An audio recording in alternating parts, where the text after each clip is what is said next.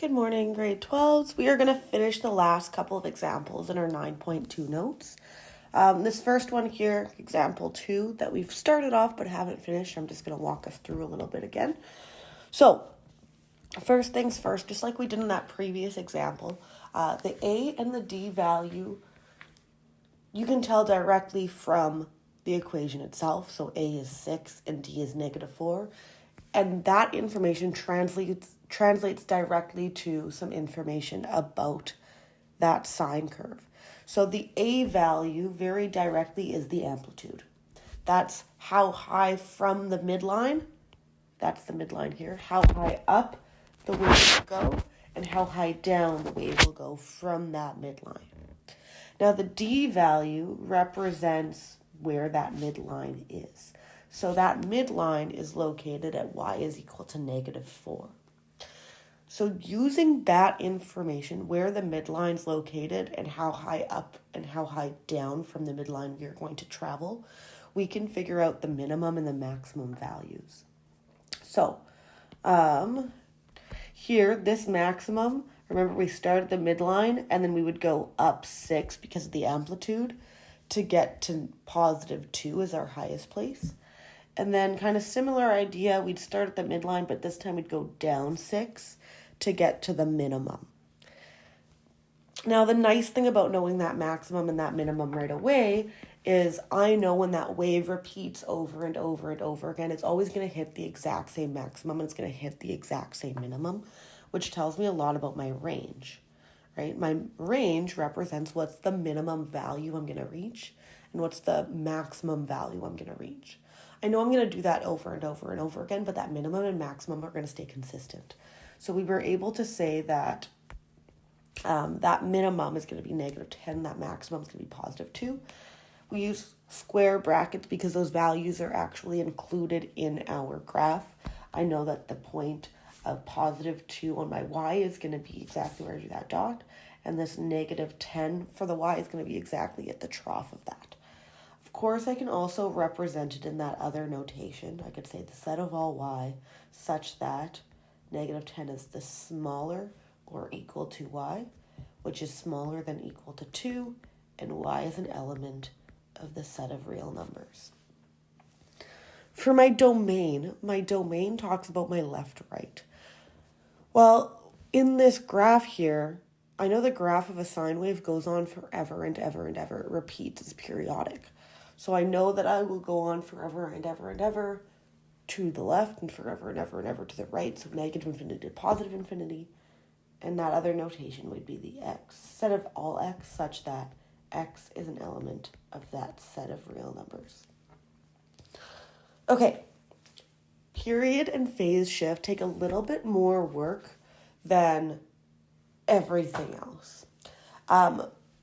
The period we have to find first because that calculation relies on knowing the b value. Relies on knowing the b value. The phase shift relies on knowing the c and b value. Technically, we could do both in any order, but I like doing period first because it only relies on one number. So, to find the period, the formula for the period, if we kind of go back into our notes, we are dealing with radians here. I could see I have things in terms of pi, but more importantly, I can see that I don't have any degree symbols anywhere in this example, so I'm always going to be talking about 2 pi over b rather than 360 degrees over b. If I had any sort of degrees written in my question, whether it says complete this in degrees or values in my equation were provided in degrees, then I would do it as 360 over b, but in this case, I do not. I don't know why I zoomed in here. Sorry about that. Okay, and so this is 2 pi, and I'm dividing it by my b value. My b value is pi over 6. Now, I really don't like division with fractions written as a bigger fraction, so I'm just going to rewrite this as 2 pi divided by pi over 6. I'm going to write it horizontally because when we were taught about fractions and how to evaluate fractions back in grade 8, grade 9, we were always talking about how we could solve the fractions if we went horizontally. And how we did that is we kept the first fraction exactly as is, Remember, 2 pi is a fraction. It's 2 pi over 1. But we keep it exactly as is. We change the sign from division to multiplication, and then we flip the second fraction. Now, this is something that most often we're going to want to do by hand. It won't actually make a difference for this equation because you'll notice that the pi's end up canceling out, and our calculators can handle that. And so it's actually just going to end up being 2 times 6, which is 12. But if you were ever to do this calculation and get like a really wonky number, then that's something that I would say that you're probably going to want to do it by hand because you want to pay special attention to values of pi. So something to just be mindful of. Okay, the period, we've done that. The period is 12. That means my part of my wave that repeats over and over and over again, one go of that repetition is going to be 12 along the x-axis there. So it might start at 0 and then by 12 we're back to exactly where we started at. Or we might start at 2 if we're counting and then be like, okay, 12 later on from 2 is 14. So that chunk between those numbers that are 12 apart on my x-axis is going to represent one full kind of swing of that wave that if I repeat it over and over and over again, I can draw that whole entire graph. Okay, I'm going to shift this a little bit. Last, we have phase shift. Now, phase shift, again, if we go back and we look at our notes here, the phase shift can be found by taking my C value and dividing it by my B value. When we talk about phase shift, we're going to be talking about shift to the right or shift to the left. So in the calculations for phase shift, I am okay if you don't include positives or those negatives, but you do need to understand right here, I could see this negative. Remember, the negative will imply a phase shift to the right. So even if I even if I don't have the number right at the beginning, I can tell you what direction that evaluated number is going to represent. It's going to say, I am moving to the right because that was a negative sign in my equation there. Okay, now my C value is pi over 3. I could include the negative if I want, but remember the negative just tells me the direction. So since we already talked about what that direction is, let me just move this a little out of the way. If you want to include it, great. If you don't and just kind of interpret it later, that's also fine.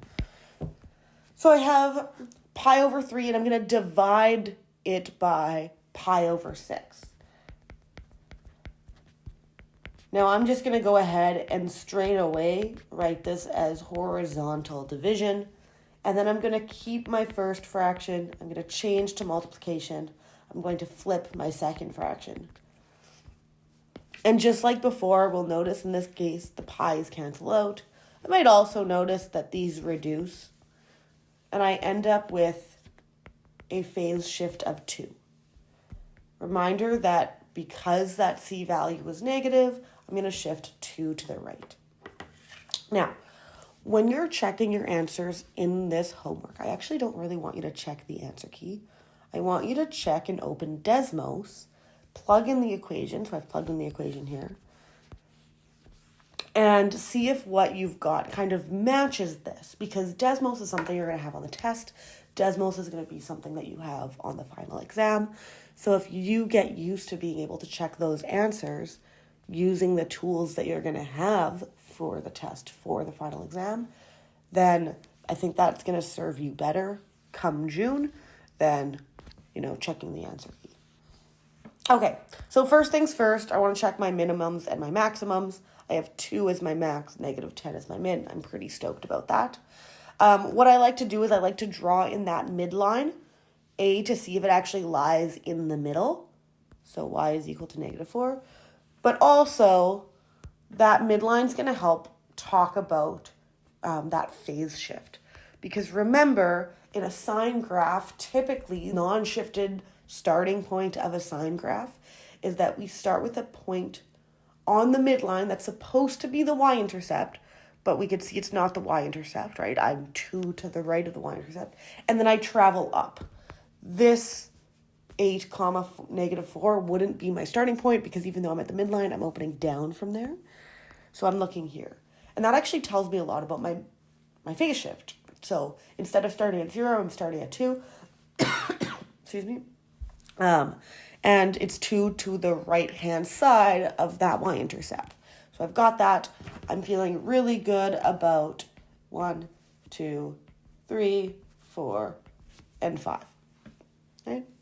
I'm also feeling good about domain and range, but let's talk about period. Now, for the period, it doesn't really matter where you kind of acknowledge as the starting point, as long as you go back to that original point to confirm that length of the period. So if I wanted to start at the midline traveling up, I see my first point here is at 2. And then when I get back to a point on the midline where I would be going up from there, I'm at 14. The difference between 2 and 14 is 12, so my period looks good. I can also take a look at this and go, okay, let's go peak to peak. 5 to 17 is 12 away. That works. I could also go trough to trough. -1 to +11. That difference is also 12. So I'm looking good for all of these different pieces. Okay. Last but not least. So we've gone from graph to equation. We've gone from equation to information. What we're going to try and do in this last example is we're going to go from information and like minimal information all the way to a final equation. So here's what I've got. In this particular example, I have an equation for a sinusoidal function that meets the following criteria. I'm going to just draw a fake sinusoidal graph here.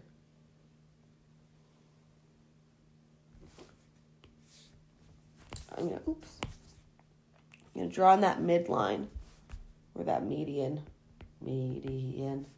midline, whatever you want to call it. And this is what I've got. So thing number 1 that I have is I have the distance between the maximum and the minimum. Right? The distance between the max and the min, those are 14 apart. Okay?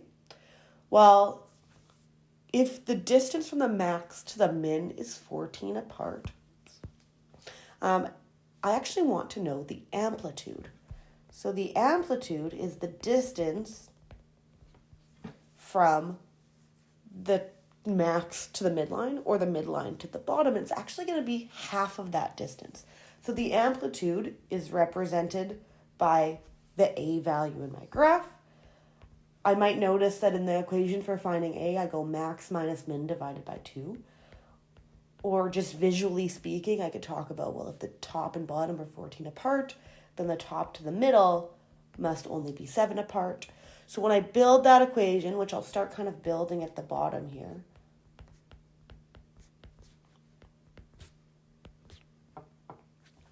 then I have this here. Okay, all I know so far is that 7's going in for my amplitude. I'm feeling pretty good about that. I've used this information. Lovely. The second thing that I'm told is my median is at -8.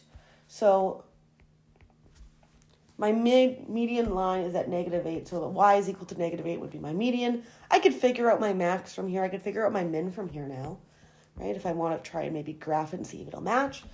I could see that my max would be 7 higher than that. So my max is going to be at y is equal to -1. And my min will be 7 lower than that midline. So I'd be at y is equal to -15.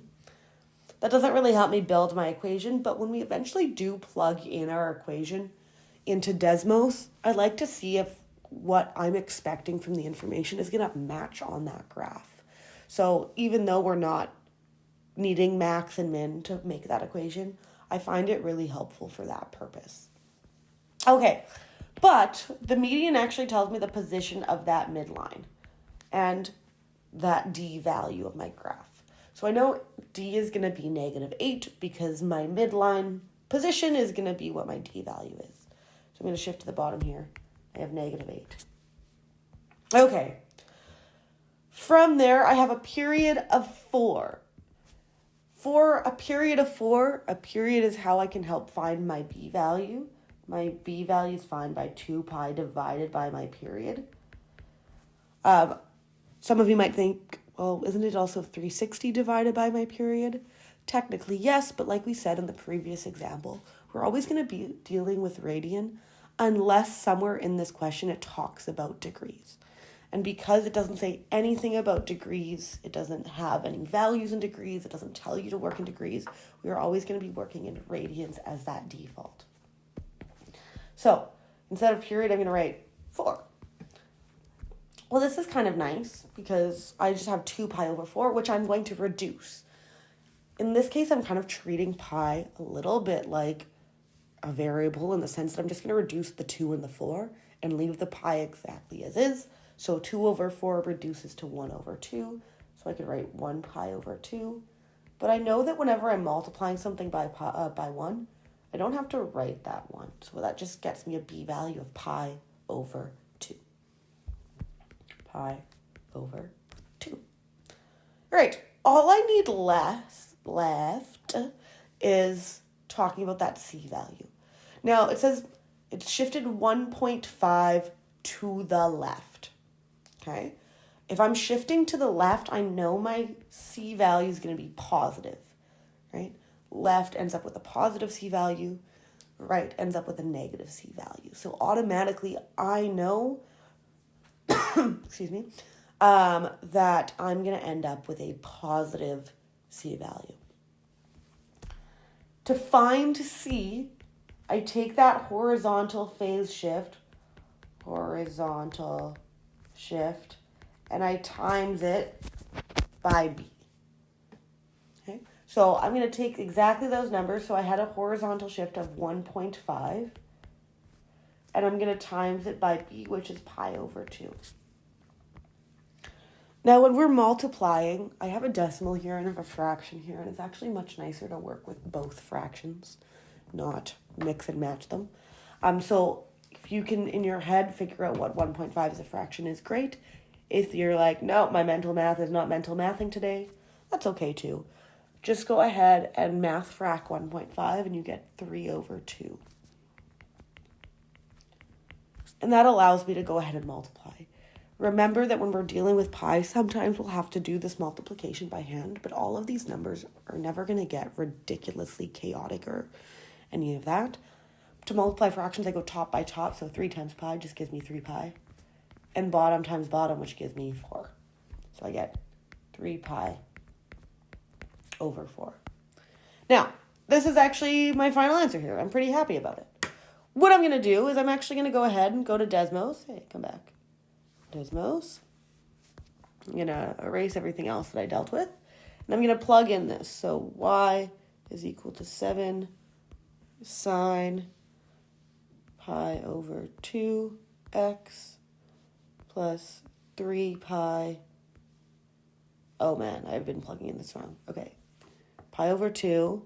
And I'm using this arrow button on the right-hand side, or I'm just tapping the screen to make sure the x goes next to the pi over 2. I wasn't looking and definitely did not have it plugged in where I wanted it. And then minus 8. Okay, so I think I've plugged in what I want here properly. I'm just double checking. This looks good. Okay, and I'm going to take a look at my original criteria and see if I kind of match it. Like I said, I like to draw in my midline. We said our midline was at -8, just so that we could more clearly see some points on there. Okay, so maximum minus minimum, so -1 minus -15. -1 minus a negative is going to be -1 plus 15. That is 14. That is legit. I get this with my equation. My median's at -8. Well, I just graphed it there, and it looks like it's right in the middle. I'm feeling pretty good about that. So the period is 4, so I'm going to find 2 points here. Maybe I'll go top to top, and I want the x values to be 4 apart. So I have 3.5 where I started, 7.5 where I ended. That is 4 apart. I could also go kind of starting point to starting point, I could go bottom to bottom. But I noticed my distance between those is 4, so I'm happy about that. And I'm talking about shifted 1.5 to the left. So this is my starting point here, right? I'm at my midline and I'm traveling upwards. And that x value is negative 1.5. So I'm happy because it's to the left and it's 1.5. So I've met all of the criteria. I'm feeling really good about that. I will say in the homework that's going to follow, there's 2 questions where I do ask you to operate in degrees. And then just pointing that out, here's one in degrees I can see because I see degrees in here. I don't see degrees in the second example for number 1. I don't see it in number 2 at all. I don't see any degree symbols. In A, it says complete in radian, but I also see a lot of pi, so that would work. And I see this complete in degrees. Just to kind of make sure we're all on the same page here, look at this little wrench tool top corner. If I tap that, at the bottom of that pop-up, there's an option for radian that's currently highlighted and an option for degrees. This very drastically changes my graph, so it's really important that I operate in the right one. So everything we've done so far has been in radians, so I've been keeping it in radians. But for those 2 examples in the homework that operate in degrees, you're going to want to shift Desmos to degrees. Otherwise, you're going to get very weird looking graphs. Very different than what you're expecting. So please make sure that you are in the appropriate setting so that you can match your answer appropriately. Otherwise, that is it. Please complete the 9.2 homework and we will start the next section tomorrow. Have a great day. Bye.